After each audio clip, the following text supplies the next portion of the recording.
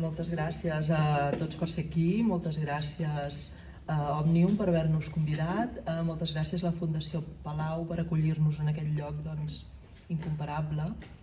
I bé, jo aquí ja vam una mica, ja els que heu vingut abans ja ho sabeu bastant una mica, d'on neix Dones Poetes de la Maresma.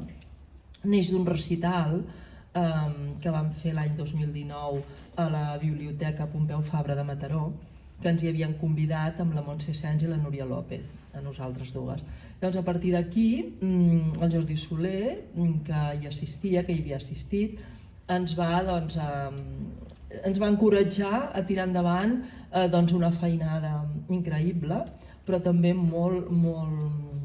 que ens ha agradat molt, o sigui, a fer el llibre Dones Poetes de la Maresma, que conserva el mateix títol que el recital. I a partir d'aquí, doncs bé, la proposta del Jordi ens va engrescar i és quan ens hi vam posar.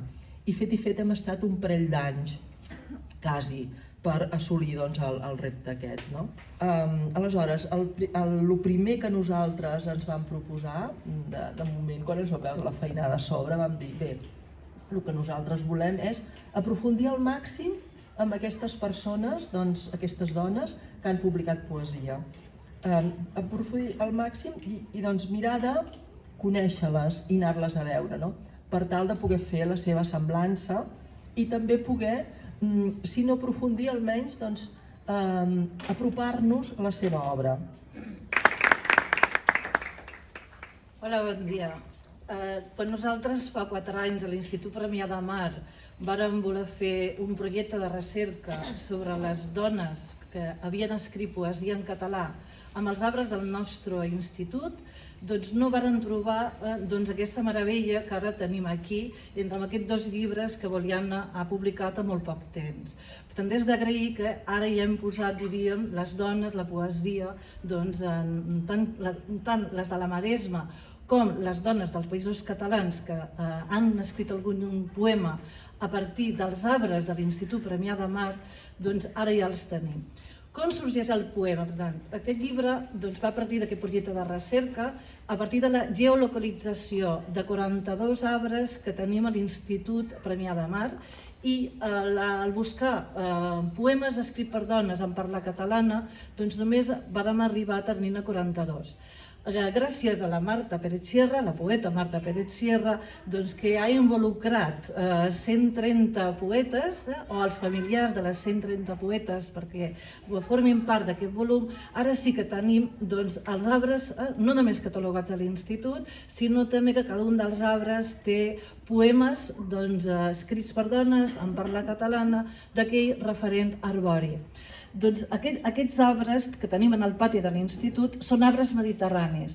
Per tant, caldetes mateix, és a dir, pots sortir acompanyat del llibre, fer una ruta poètica per als arbres que tingueu a parcs i jardins o simplement en els arbres del carrer. I jo us volia comentar una cosa més, perquè ella ja ho ha explicat tot molt bé. En el llibre aquest de la Maresma és molt important la tasca que elles fan d'entrevistar cada una de les poetes, les vives, les familiars, d'allà treure de veritat el que per elles significa aquella poeta, recalcar el que els agrada, el que troben que val la pena, no sé, traspassar l'esperit. I està concebut el llibre com una antologia, i està superben fet. El nostre no està concebut així. Nosaltres no pensem el llibre com una antologia perquè el que fem és abastir de poemes a l'arbre de l'Institut, un a un. I és molt diferent, concebut el llibre com una antologia seria d'una altra manera. L'hem endreçat en 2 parts, la primera part és un arbre, per arbre, l'índex alfabètic d'arbres, i cada arbre amb els poemes que aconseguim, i la segona part està dedicat al bosc en general, a la natura. Bonica i fràgil, crisàlida, no triguis a obrir les ales, que ja el teu vol celebren els arbres i el migdia. Sigues un aura feliç en la natura, una tonada present en la paraula, fidel en el silenci. i quan al vespre vagi apagant el rostre de cada cosa, vine com una estrella a dormir en la nostra ànima. Moltes gràcies. Més es filtra el sol per encomanar la llum a les palmeres, enlluernar el blanc de les cases, llançar els colors als contorns de les imatges, clarors que es despleguen per plasmar-se dins la boira que es fon, rastre de solitud que perdura rere els arbres. Gràcies. És Filis, la princesa de Tràcia que va morir de tristesa i transformada en arbre per amor. El seu cos dins de la terra va fecundar un ametller sense fulles, sense flors. Només el vent l'acompanya, només la tebior de l'enyor. Sota l'ombra blanca dels núvols, Deme fon, l'estimat ha tornat. Abraçat al tronc, plora desconsolada, la llum del dia es fa més clara, les llàgrimes més brillants. L'ametller desperta. Un perfum suau s'escapa i tot l'arbre s'ha omplert de flors. Ignoro tot el que pot cloure un arbre, però ara et tinc pollancre, ben a prop, amb el fullatge penjant quasi just sobre el paper, fent-me de sostre. Experta, la teva soca ressortida, rugosa, em fou l'esglou, el portal de benvinguda al país més pla, corull de gavines i de rossars. I per això, asseure a mi fou de les primeres coses que he fet en aquest xardorós estiu. Voldria ser Miss Dalloway, quan surt a comprar flors i li esclata el matí esplèndid. Sense més conseqüències, arribar a un ideal impossible de ficció, acostar-m'hi, fixar-lo, per reconèixer-me, que no interfereixi en la realitat i saber com mantenir-lo sense contradir-lo.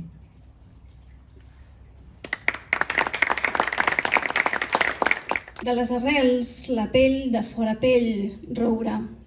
Camins aquests rius teus, traç vertical on la vida et recorre, cant d'enforcalls, tot alt amunt. Ets de la immensitat i la immensitat ja t'abraça. Sobre les fulles, més alt encara, que atzars i refugis del vent són tan nous i tan vells com el créixer dels arbres. Cap al cel, llum d'estiu als àlbers, xivarri de canalla, gust de pa amb xocolata. Borratxa d'embolar-me, embranzida en l'aire, tota d'ales, cap als astres, lluny dels altres, de la terra, dels estables. Quedar-me allà dalt, però sempre tornava. De nit m'adormia bressolada, gronxant-me encara. El llit oscil·lava d'un cantó a l'altre com una barca. I em gronxo encara avui, em gronxo amb paraules, branques massa primes, pàgines blanques, escuma enrabiada, amors que fan aigües, enyors de diumenge a la tarda, portes que no tanquen, viatges de tornada, somnis embastats amb agulles rovellades. Tu i jo som dones d'eure. Envellim murs i tanques en establir diàleg. Som catifa de somnis, graons de sol, un vals d'arrels menudes. Dia a dia inventem la no rutina. Amb els peus ferms ens vestim d'aire per ballar amb estels. Som dones d'eure.